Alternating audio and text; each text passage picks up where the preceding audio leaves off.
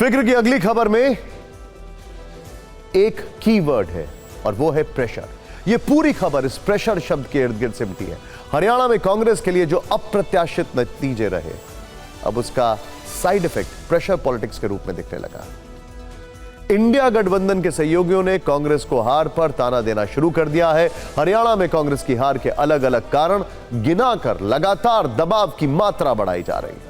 सहयोगियों के इस दबाव में भविष्य के लिए सियासी मौके वाली पॉलिटिक्स छिपी है।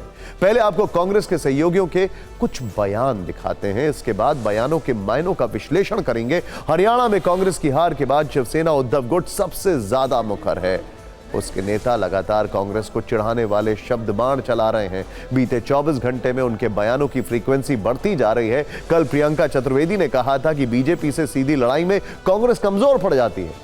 आज एक बार फिर उन्होंने कांग्रेस पर कटाक्ष किया है। उन्होंने कहा है कि कांग्रेस को अपनी हार के कारणों पर आत्मचिंतन करना चाहिए। संजय राउत बोल रहे हैं कि हरियाणा में इंडिया गठबंधन नहीं बन पाया, इसलिए कांग्रेस चुनाव हार गई। हारी हुई बाजी बीजेपी ने जीत ली। आम आदमी पार्टी भी आक्रामक तेवर दिखा रही है। राज्यसभा सांसद संजय सिंह ने कहा है कि हमने गठबंधन का धर्म निभाते हुए प्रयास किया कि उनके साथ समझौता हो जाए, लेकिन उन्होंने नहीं किया और वो हार गए। कांग्रेस को आईना दिखाने में जम्मू कश्मीर की सहयोगी पार्टी नेशनल कॉन्फ्रेंस भी पीछे नहीं है। ओमर अब्दुल्ला बोल रहे हैं कि हरियाणा में हार का कारण क्या है, उस पर कांग्रेस को गहराई में जाकर सोचना होगा। वैसे हार का कोई भी सब्सक्राइबर नहीं होता, खासकर सियासत में आप हारे नहीं कि आपकी संभावनाओं और समीकरणों पर सहयोगियों की तरफ से पत्थर पड़ने लगते हैं। इस बीच शिवसेना उद्धव गुट के बयान पर कांग्रेस ने नाराजगी जाहिर की है।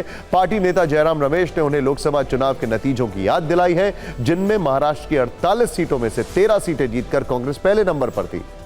पहले आप कांग्रेस के सहयोगी दलों के बयान वाली रील देखिए, इसके बाद इन बयानों का फिक्र वाला विश्लेषण करेंगे।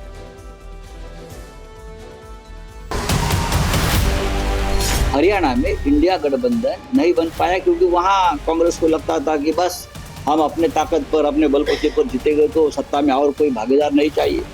अगर समाजवादी पार्टी है अखिलेश जी की, आप है केजरीवाल साहब के नेतृत्व में, हमारे जैसे छोटे छोटे दल है, हमारे खाते में 1-2 सीटें आ जाती तो जरूर ये जो चित्र है, ये निर्णय जो जनता ने दिया उसमें जरूर बदलाव।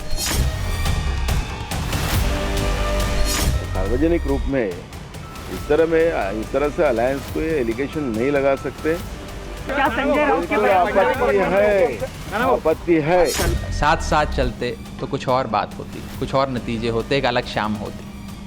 ये चुनाव हरियाणा का जो नतीजा है, ये हम सबके लिए एक बहुत बड़ी सीख है और सबको बहुत कुछ सिखाता है। खास तौर पे कांग्रेस को सिखाता है कि अति आत्मविश्वास, ओवर कॉन्फिडेंस की स्थिति ठीक नहीं है। अगर हमारा अंदरूनी मामला है, हम आपस में इसको सुलझा लेंगे। कहीं भी इश्यूज को आयरन आउट करने की जरूरत होगी, हम वो कर लेंगे। कांग्रेस की एकला चलो नीति के कारण बीजेपी को एक बेहतरीन अवसर मिल गया और बीजेपी ने बड़ी आसानी से बम्पर जीत हासिल कर ली। हरियाणा में मैं मानती हूँ कि सही में आत्मचिंतन करने का विषय है कि एक जीती हुई बाजी हारे हैं तो क्या कारण रहे होंगे, क्यों रहे होंगे। कि जहां जहां गठबंधन के आधार पर इंडी अलायंस लड़ती है, वहां कांग्रेस गठबंधन के साथी के ऊपर बोझ बन जाती है। कांग्रेस के सहयोगी दल आरोप लगा रहे हैं कि कांग्रेस को जहां पर जीत की संभावना दिखती है, वहां वो क्षेत्रीय या छोटे दलों को किनारे कर देती है। यही अति आत्मविश्वास हरियाणा में उसे भारी पड़ गया। दरअसल इस बार के लोकसभा चुनाव में हरियाणा और महाराष्ट्र जैसे राज्यों में कांग्रेस का प्रदर्शन बेहतर हुआ था, क्योंकि लोकसभा चुनाव में इंडिया गठबंधन ने मिलकर चुनाव लड़ा था। लोकसभा चुनाव के नतीजों से उत्साहित कांग्रेस ने हरियाणा के विधानसभा चुनाव में गठबंधन नहीं किया। माना जा रहा है यह भी कि हार का कारण बना हुआ है। अब इसी मुद्दे को बनाकर सहयोगी दल कांग्रेस को बैकफुट पर धकेल रहे हैं। दरअसल हरियाणा के नतीजों से कांग्रेस की बार्गेनिंग पावर घट सकती है। जल्द ही महाराष्ट्र में विधानसभा चुनाव होने वाले हैं। ऐसे में शिवसेना उद्धव गुट ज्यादा सीटों के लिए कांग्रेस पर दबाव बना रहा है। शिवसेना उद्धव गुट की कोशिश है कि कांग्रेस पर प्रेशर बनाया जाए और ज्यादा से ज्यादा सीटें खुद रखी जाएं। अगले वर्ष 2025 में दिल्ली विधानसभा चुनाव होने हैं। ऐसे में हरियाणा में कांग्रेस की हार आम आदमी पार्टी के लिए भी मौका लेकर आई है। उसने अभी से दिल्ली में गठबंधन के लिए प्रेशर बनाना शुरू कर दिया है। जम्मू कश्मीर में भी कांग्रेस का प्रदर्शन अच्छा नहीं रहा है, बल्कि ये कहा जाए कि खराब रहा है तो अतिशोक्ति नहीं होगी। ओमर अब्दुल्ला ने भी सरकार के गठन से पहले बयानों के जरिए कांग्रेस को आईना दिखाना शुरू कर दिया।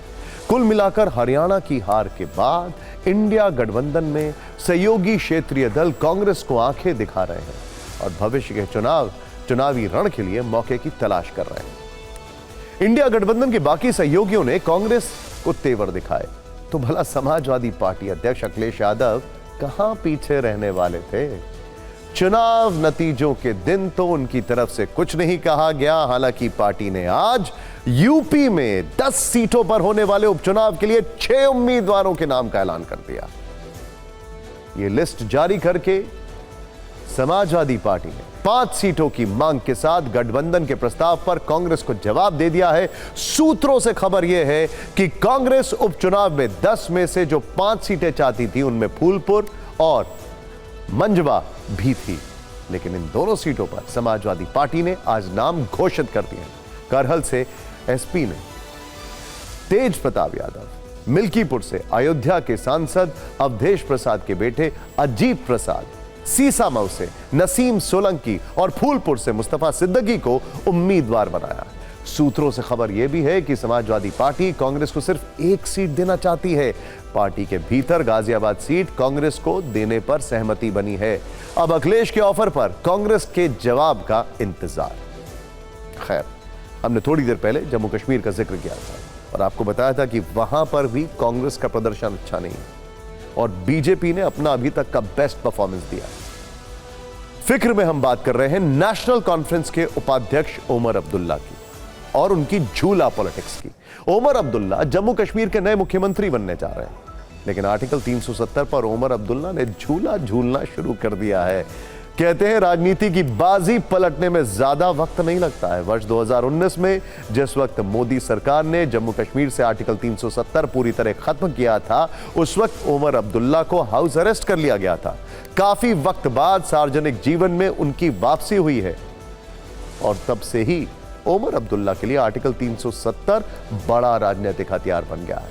हर मंच से ओमर अब्दुल्ला ने आर्टिकल 370 को बहाल करने का ऐलान किया था, लेकिन अब ओमर अब्दुल्ला ने 370 पर सियासत का झूला झूलना शुरू कर दिया है। ओमर अब्दुल्ला जिस राजनीतिक झूले पर सवार है, वो झूला ऊपर और नीचे जाने पर अपने बयान और तेवर बदलने को मजबूर कर देता है। जब ओमर अब्दुल्ला का झूला नीचे आता है, तब वो आर्टिकल 370 पर कहते हैं कि वो किसी भी हाल में इसे बहाल करके रहेंगे, और जब ओमर अब्दुल्ला का सियासी झूला ऊपर जाता है, तब वो कहते हैं कि लोगों को मूर्ख नहीं बना सकते।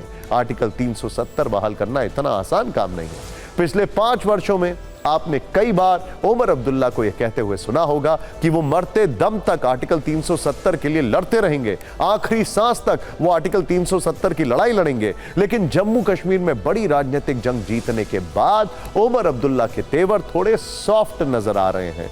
देखिए ओमर अब्दुल्ला ने क्या कहा। कोट, हम मूर्ख नहीं हैं जो ये सोचते हैं कि आर्टिकल 370 वापस ला पाएंगे। अनकोट।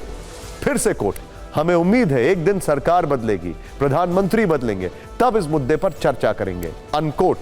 कोट, हम केंद्र सरकार के साथ जम्मू कश्मीर को पूर्ण राज्य का दर्जा दिलाने पर काम करना चाहते हैं। अनकोट। यानी ओमर अब्दुल्ला ने एक तरह से आर्टिकल 370 को सुविधाजनक राजनीति वाले ठंडे बस्ते में पैक कर दिया। इसीलिए हम कह रहे हैं कि ओमर अब्दुल्ला 370 पर झूला झूल रहे हैं। यह सियासी झूला ओमर अब्दुल्ला की सत्ता का सूत्र है। वो जानते हैं कि अब सत्ता उनके हाथ में जरूर है, लेकिन आर्टिकल 370 को बहाल करना उनके वश की बात नहीं। इसीलिए वो मुख्यमंत्री बनकर भी अपने इस चुनावी वादे को पूरा नहीं कर पाएंगे। यही वजह है कि आज ओमर अब्दुल्ला ने खुद जम्मू कश्मीर के कई बड़े मुद्दे गिनाए और आर्टिकल 370 को सियासत के स्टोर रूम में लॉक कर दिया। बहुत मुद्दे हैं। जम्मू कश्मीर को रियासत का दर्जा मिलना चाहिए। जम्मू कश्मीर में जो लोगों की परेशानियां हैं उनका हल होना चाहिए। जो बेइंतहा गिरफ्तारियां हुई, जो पकड़ दकड़ का सिलसिला रहा, उसका इलाज होना चाहिए। 5 अगस्त 2019 जो जम्मू कश्मीर के साथ हुआ वो गैर कानूनी था, गैर आईनी था। हम तो अब लड़ रहे हैं, हम लड़ रहे हैं और इंसाफ की उम्मीद लेके हम वहाँ पे हैं। हमने अपनी तरफ से कोई कसर बाकी नहीं रखी। मैंने बार बार आप लोगों से कहा है इस इलेक्शन से पहले भी कि उन लोगों से उम्मीद करना जिन लोगों ने 370 हमसे लिया कि हम उन्हीं से वापस हासिल करेंगे, वो बेवकूफ़ी है।